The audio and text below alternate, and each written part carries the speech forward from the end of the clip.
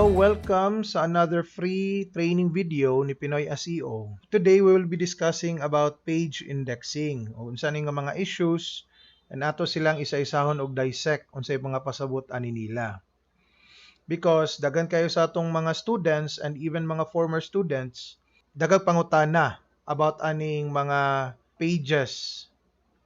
Daghan kaayog mga updates ani karon and mga reasons nganong ang imuhang pages sa imong website kay wala na index. So atong i-take nga example kay pinoyseo.ph, ato agyud ng website sa atong bootcamp. So atong isa-isahon og check, no, ang reason. So kaninga website pinoyseo.ph has been live since August of 2022, no? So dugay-dugay na taud-taud na gyud nga website. Hence, daghan kayog mga makita diri nga reasons. First of all, I just want to tell you no nga it's normal nga daghan jud tag inani nga mga reasons because sa una dili pa inani pag-categorize ni Google ang ato ang index errors. Karon iyang giusa-usa og gibutangan niya proper category ang ato ang mga errors karon. So kung inyong tanawon diri no nata sa Search Console pages sa indexing, 829 pages ang wala na index kang Google o wala na index sa kaninga website, and only 316 pages ang na-index. Now it's okay, no? So dili ni siya alarming and masabtan nato unya ang mga reasons nganong wala ni sila na index. By the way, ang concept of indexing is mo na siya ang process kung asa mabutang ang imuhang URL sa database ni Google, meaning mo appear siya sa search result. Okay, so part na siya sa atong site visibility nga concept, which is magsugod tag crawlability and then indexability and then rankability, no? So ma-discuss na siya sa bootcamp. So karon about indexing na 829 na diri ang breakdown sa mga pages nato. So magsugod ta excluded by no index, no? Atong i-click and nakabutang diri 301 pages and nakabutang mga example nga mga pages here. So mo open tag usa. Okay. Sa pinoyseo.ph nga website, we are actually running an SEO job board, no? Kung inyo makita diri sa ubos, natay job board SEO jobs in the Philippines. And kaniadtong mga jobs nga naa diri, they are only active for 30 days. After 30 days, ma-expire ang job listing. So inana gyud na ang process nato, normally process sa mga job boards, no, after 30 days or certain period of time ma-expired ang job hiring, of course, no? So ingon si Google nga excluded daw kuno sila by no index. So na categorize ni Google nga naka no index ni sila nga mga pages. So atong tanawon, right click, view page source, and kung inyong makita dire sa robots, naka no index jud siya. Okay? And that is okay. Okay, because we want nga okay lang sa atoa nga man dili na ma-index o mawala siya sa index sa Google o sa database if expired na ang job listing. Okay? By the way, kani sila, no, kaning mga page indexing nga mga reasons, kuani siya part ni sa quest ni Google for better search engine results sa ilang users, no? So if kani nga page is not really helpful sa sa ilahang index because the listing has already expired. And this is okay nga dili na mawala siya sa index, no? So mo nang nakabutang diri no index and automatic na siya. Part na sa ato ang gigamit nga plugin sa atong job board nga once ma-expired ang job listing, mano index siya. So this is okay, no? And if you can see here, actually kani sila tanan mga jobs nga expired, no? Let's check another example. Another one here sa bottom. Kani sila are expired na nga mga jobs. Okay? So in short, okay lang ni. It's not really an issue. Gi-take note lang ni Google nga naka-no index ni sila nga pages. But for our user experience, no? This is okay nga ma-no index lang sila. Because dili ni sila maka-help yun. Okay? Because expired na ang listing.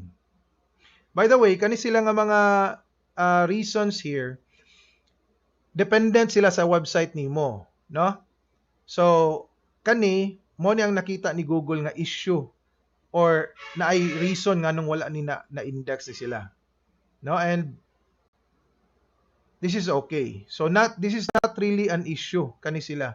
Even though 300 sila ka book pages. But they make sense nga ipawala sa index. Okay?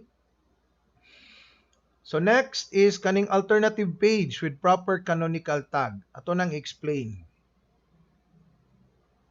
Mag-open tag example. Okay. So, one example no ato ning i-open.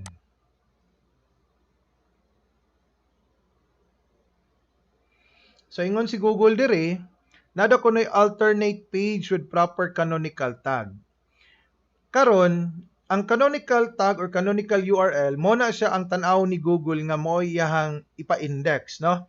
So sa atong bootcamp ma-discuss na siya nga mo na siya ang kibali mo best version of that page or that URL nga pwede i-index ni Google. Now example, kani siya nga page na siya'y question mark. No? When you have a question mark sa usa ka URL, that means that this page is dynamic, no? Meaning mag-usab-usab ang sulod diri. Now nganong na may inani, no? Kung imong tanawon diri sa atong page, that's because of our sorting here. So whatever nga information natong i-click diri, kani ray mausab, kani same ra na siya nga URL, no? So dynamic ang iyang result. Now, if dynamic ang result, mag-usab-usab ang imong URL, pilion ni Google ang imong gi-canonical. Meaning, ang unsa nga page ana ang best nga i-index. Because, if nakay dynamic nga URL, mag-ilis-ilis na ka diri, mura siya ga-duplicate page, ga-duplicate content kibali. So, when you click here, another sorting way or another way of sorting kani, it's still the same URL, no? Naka-dynamic lang siya, mausab lang diri. Okay? So, if you click here, view page source, makita nato diri canonical. Ang iyang canonical, ang iyang gi-check is ang Google Analytics lang, which is this page. No, atong i-visit ang page. Kani siya nga page, no? Kung inyo tanawon, ga-duplicate ra na siya. Ga-duplicate ra tanan diri ang content here too. Pareha silang sulod tanan. So, mo na git-check ni Google nga kanila nga atong ipa-index. Whatever sorting nga imong gibuhat diri, it's still the same content. So, kung mo nang imong tanawon, kung ato ning i-check sa site, tanaw na to sa indexing niya, inani siya, no? So, dili ma-index ning mga naka-dynamic. Ang iya lang gikuha is kanilang since mag-duplicate na siya sa uban. So, when you click, kani siya nga URL ang iyahang gi-index. Okay? So, in short, dili ni siya issue, no? Kibali, gi-determine lang ni Google nga kani nga mga URLs, dynamic URLs, they have a set na canonical URL which is already indexed. So in short, kung inyong tanawon, naka-dynamic na tanan. No? Dynamic filtering, dira mo sulod ang kuan. Kani adding to cart because every function or every time nga nay mag-add to cart sa atong courses here, lahi na siya mo create na siya own nga dynamic URL for that user alone.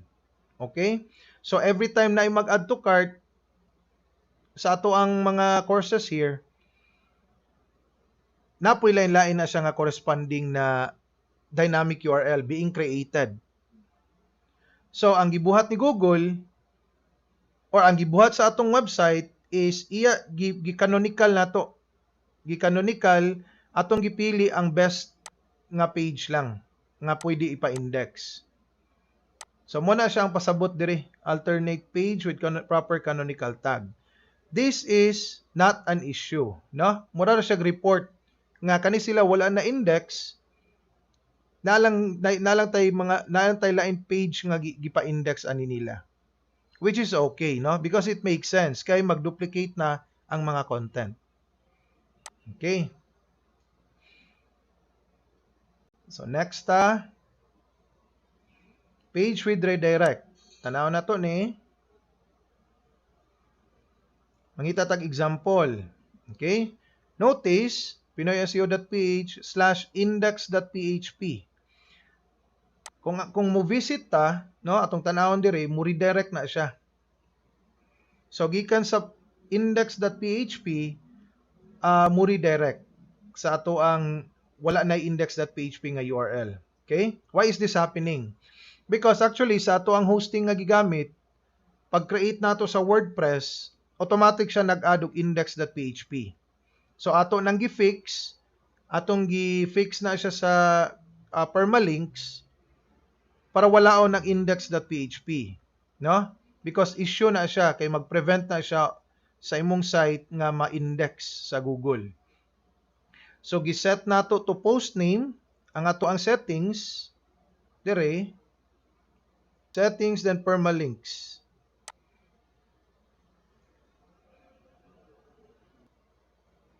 Okay? So gikan sa iyahang default dire plain atong giset to post name. So mo nang nawala ang index.php, and when we did this, automatic ni redirect, no? Sa core files ni Google ni redirect dayon siya. Ang tanan appearance of index.php ni redirect dayon to katong non-index.php. So mo nang if you click here, no, ang index.php mawala, mo redirect na sila. Okay? To katong wala na index.php. Now, that is okay. Okay? Dili na siya issue, but igi-report lang ni Google nga naa kay mga pages with redirect. Okay? And most ani nila index.php. Even kanino, when you click here, 4 week, no, kulangan ng URL, mo redirect na siya diretso. Ato nang giset sa ato ang redirect plugin nga gigamit.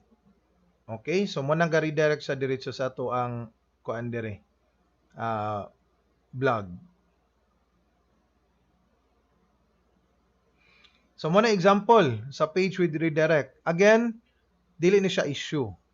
Okay? But just a report from Google nga we have this kind of setup, which is okay. Next is kani not found.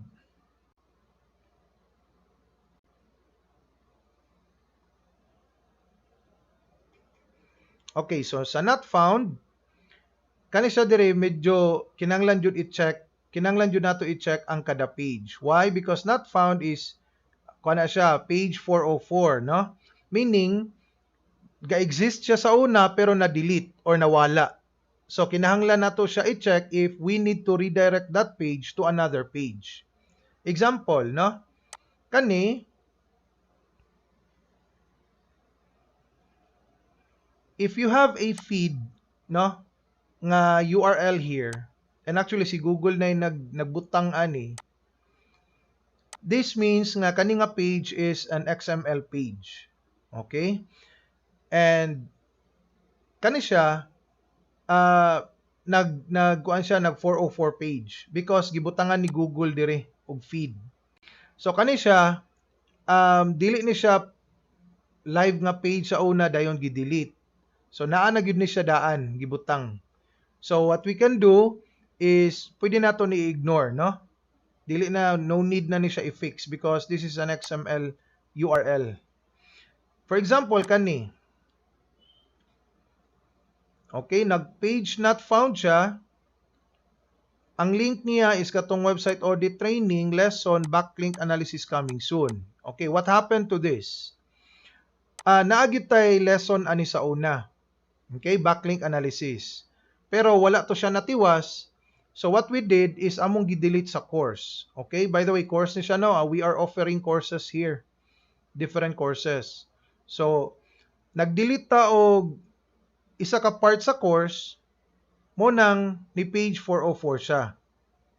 Now, this is really important because dapat nato ni ma-redirect to a live page or to a related page. No, if walay related page, we can redirect to the home page. Why?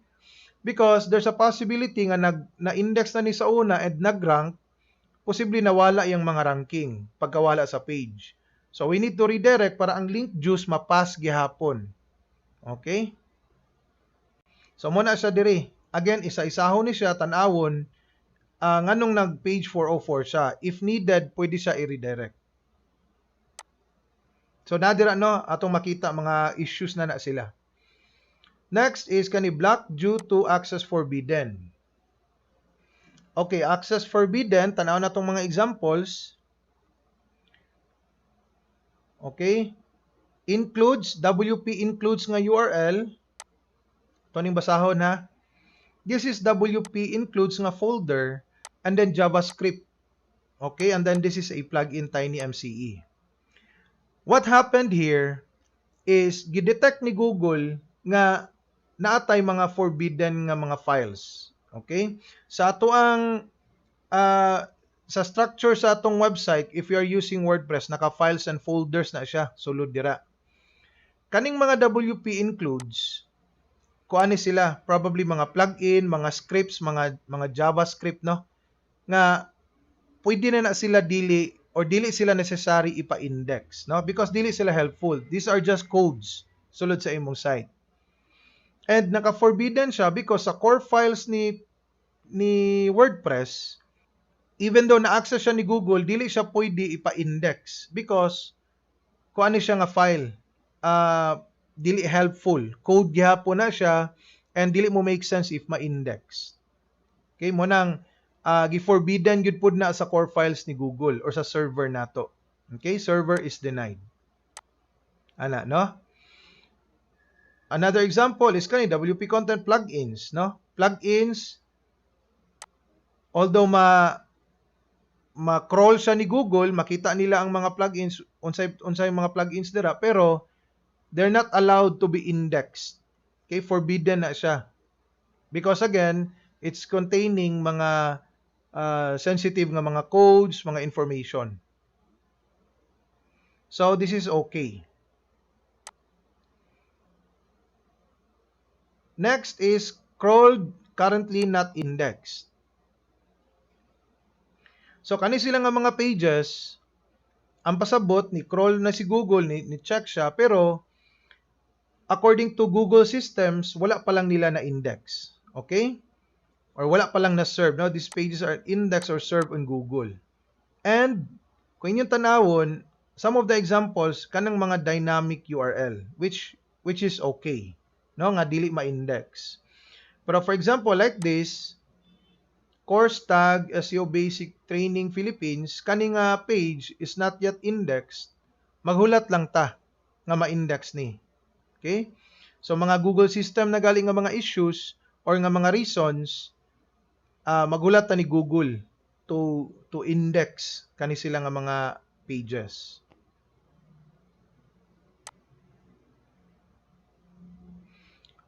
Duplicate, Google chose different canonical than user. Okay. Tangtag example, kani siya. Because we are offering kaning mga premium nga content or premium nga SEO course, kani sila nga mga SEO course, no? If you are enrolled, makita nimo. If dili, you are not really able to see or watch kani nga mga videos. These are sensitive, no? Meaning, private sila, dili pwede ma-index. So, mo nang gibutang diri ni Google nga Google chose different canonical user. Now, let's check. Atong i-view page source, kani nga page.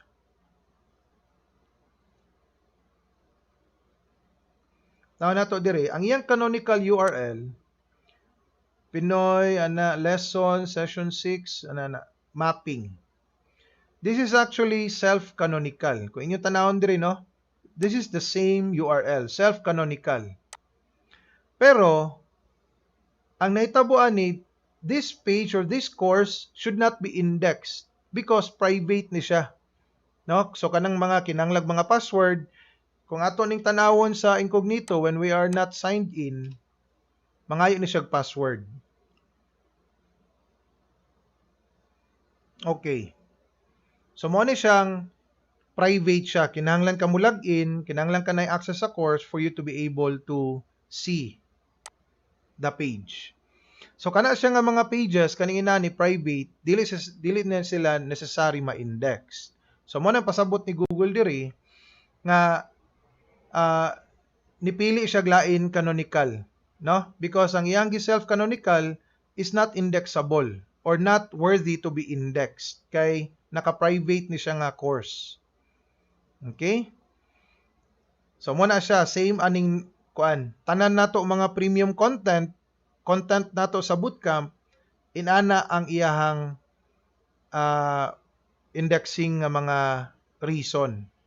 And again, dili ni siya issue. Why? Because this is okay. We don't want to be or we don't want these pages to be indexed. Balik ta diri. And of course, server error, no? Ang server error, it means, pero diri wala ta zero, it means nga there's something wrong sa imuhang hosting or the server that you are using, no? Kung nagali kay number diri, you might want to get in touch or contact with your hosting company, no? Akong advice, we need to use kanang yung mga premium nga hosting companies, no? Kanang reliable. Okay? So, kana, no? So far, at least na explain nato kaning mga reasons. Again, we don't need to be alarmed if dako pa ang imuang not index kaysa index, no? What we need to see is, or does it make sense kaning mga reasoning ni Google nganong inana, no? And so far, ang naarag issue nato is kanilang not found. Ato nang i-check balik, then probably redirect to the live pages. But other than that, the other reasons ni Google, they're okay, no? So not really issues. Okay, I hope nakatabang ni nga video.